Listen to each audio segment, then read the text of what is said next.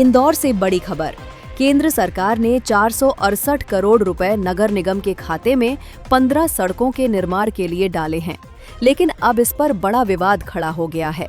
कांग्रेस प्रवक्ता एडवोकेट प्रमोद कुमार द्विवेदी ने खुलासा किया है कि जिस सड़क को मास्टर प्लान की बताकर बनाया जा रहा है, उसी जगह करोड़ों रुपए के सरकारी निर्माण पहले ही हो चुके हैं।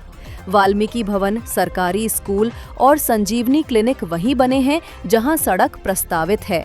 द्विवेदी ने सवाल उठाया, क्या अब इन भवनों को तोड़ा जाएगा? उन्होंने लोकायुक्त और ईओडब्ल्यू से जांच की मांग की है। योजनाएं या प्लान सरकार के द्वारा जब निर्धारित किया जाता है तो उसका अमल आम जनता ही नहीं बल्कि सरकार को स्वयं को करना चाहिए।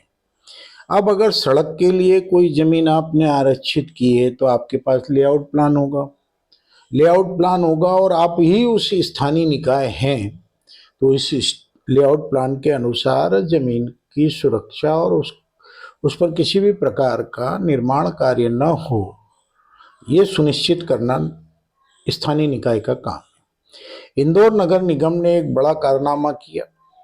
पंचशील नगर के पास से सड़क काकड़ की जमीन पर से होके जाना थी।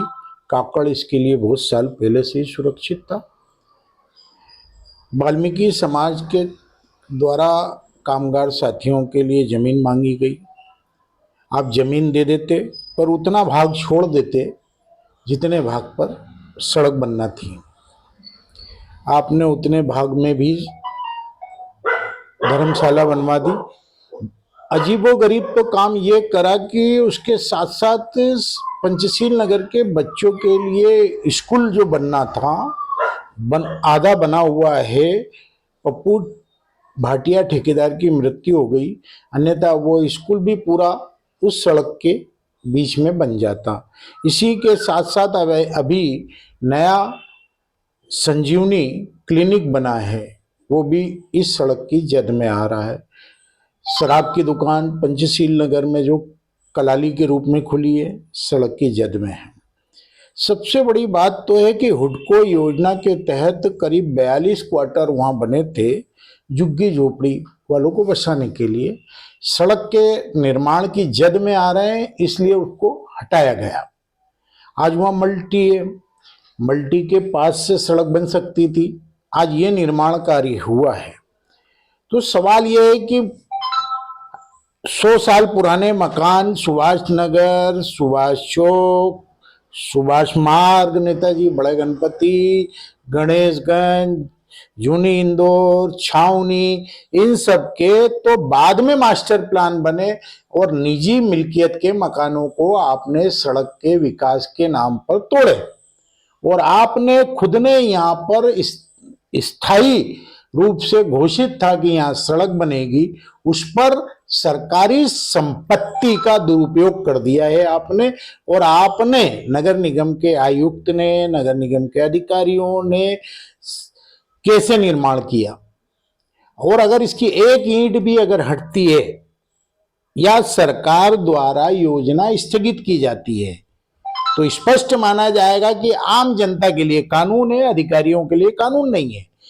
मेरा सीधा सीधा आरोप है भ्रष्ट नगर निगम पर, मध्य प्रदेश की सरकार पर और स्थानीय जनप्रतिनिधियों पर कि वो क्या देख रहे हैं। वो कहते हैं कि विकास के लिए सड़क आवश्यक है, तो मेरा सवाल यह है कि करोड़ों रुपए टैक्स जनता देती है, जनता के टैक्स से निर्माण कार्य होता है, क्या वो निर्माण कार्य अधिकारियों के हिटलरशाही के चलते सड़क की जमीन पर होगा? और अगर ये हुआ है और इसकी एक भी ईंट अब हटाई जाती है तो स्पष्ट है कि दोषी अधिकारियों के खिलाफ आपराधिक मामले दर्ज होना चाहिए और उनकी तनख्वाह से ये पूरी राशि वसूल की जाना चाहिए जिन्होंने इस स्थान पर सड़क प्रस्तावित है ये जानते बूझते हुए भी निर्माण कार्य की मंजूरी दी, निर्माण कार्य करवाया। कांग्रेस स्पष्ट आरोप लगा रही है कि आम जनता के लिए कानून है और अधिकारियों के लिए कोई कानून नहीं है। सवाल यह है और यह सवाल अदालत से भी है जो इस प्रकार की याचिकाओं को खारिज कर देती है कि नहीं, विकास के लिए किसी प्रकार का समझौता नहीं किया जा सकता और मास्टर प्लान का पालन किया जाना चाहिए। आम आदमी के लिए जो मास्टर प्लान है वो बाद में बना है, उसके बाप दादाओं का मकान पहले से था और यहां तो 2020 में निर्माण कार्य किया गया है और प्लान पहले का है। तो प्रतिभा पाल हो या मनीष सिंह हो या मंत्री हो या संतरी हो उस समय के, या उस समय के मुख्यमंत्री हो, ये सारे आर्थिक अपराध के दोषी हैं और इनसे पैसा वसूल किया जाना चाहिए अगर किसी भी प्रकार की योजना निरस्त होती है या तोड़फोड़ होती है।